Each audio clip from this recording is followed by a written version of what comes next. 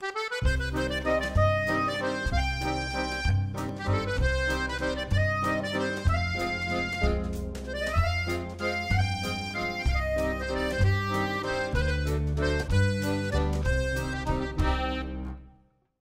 drink between 2 and 3 cups a day. As many as I can. I used to. I don't anymore. In a given day, we do about 1,200 customers, so around 1,000 cups of coffee, whether regular coffee or espresso drinks. Most popular type of coffee would be either regular medium roast drip coffee. After that, probably our white mocha or vanilla latte. The small cup of our medium roast coffee has close to 100 milligrams of caffeine. So the large is getting up to close to 200 milligrams, which is quite a lot. Hi, I'm Dr. Johnson. I'm a professor of foods and nutrition in the College of Family and Consumer Sciences at the University of Georgia. And today we're going to be talking about caffeine and the many foods and beverages and medications that contain caffeine. Coffee comes from a bean, actually, and it goes through a special roasting process, and it's ground. And most consumers buy their coffee at a regular grocery store, or they might go to a fun coffee shop in town. Well, many people are interested in all the possible benefits of coffee. Many researchers surprise coffee does seem to protect against some types of diseases. For example, people who consume relatively large amounts of coffee seem to be less likely to get Parkinson's disease. About the other side of coffee, if it might have some potential downsides for our health. And there's a few examples there for people who would drink very large amounts of coffee. It can cause a little bit too much hyperness, tachycardia, which is the heart beating too fast, nervousness, restless sleeping at night. And most people can tell if their coffee intake is causing that kind of problem. Last summer, I was working on a proposal.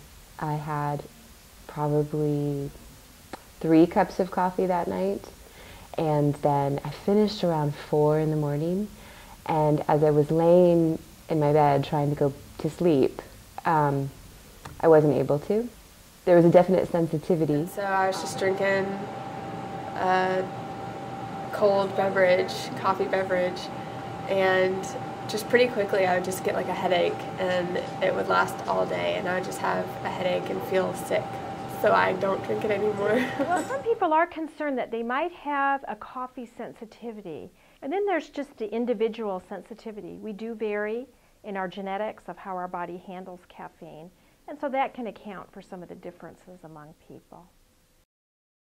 Caffeine is actually a chemical. Many people are surprised to hear, and it occurs in coffee, so large amounts of coffee, as well as tea. And it can also be extracted from the kola nut, and that's a chemical form then that can be put in a lot of different beverages. Hopefully, from just the medication, you would not be getting too much caffeine. So caffeine is used in a variety of medications, including some that are available only with prescription, and some that you can buy without a prescription, or what's called over-the-counter or OTC. The caffeine is usually used to make the other substances that are in the medication more effective. So for instance, there are some combination products that you have to have a prescription to buy that are for treating migraine headaches. And the migraines can be caused by the blood vessels in the brain getting too big and putting pressure on the brain tissue, and that's where partly where the pain comes from. And so the drugs that are in this product, one of the drugs would make you not feel the pain as much, but the caffeine actually makes the blood vessels get smaller by forcing them to constrict, and thereby helping to relieve the pain of a migraine. Many health organizations are quite concerned, in fact even alarmed, at the proliferation of caffeinated alcoholic beverages.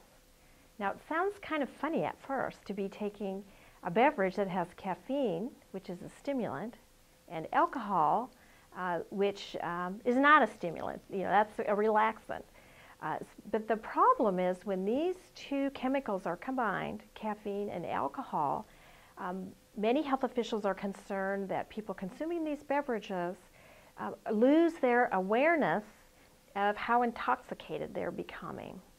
And so government organizations like the FDA, the Centers for Disease Control and Prevention, have been gathering a lot of research on this topic and have found that especially young people that are using these caffeinated alcoholic beverages are more likely to be driving while intoxicated.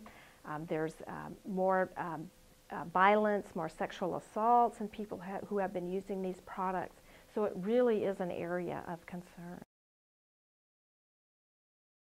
One population that we're very concerned about to make sure that they limit their caffeine intake, be it from coffee or tea or chocolate or medications, would be women when they're pregnant. And the reason for this is that studies conducted around the world have shown that women with medium to high caffeine intakes tend to have babies that are slightly smaller.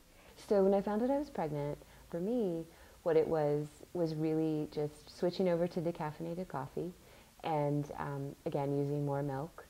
And so I still had kind of this sense of having a morning cup of coffee, but I didn't worry about too much being exposed. What we're recommending is that women during pregnancy try to keep their total caffeine intake under 200 milligrams a day, or even better would be under 150 milligrams. For adults in general, up to about 400 milligrams of caffeine a day is safe, and that could come from 4 cups of coffee. That would be a relatively small cup of about 100 milligrams each, or it might come from several colas, or there'll be a lot of chocolate if you want to get all your caffeine from chocolate.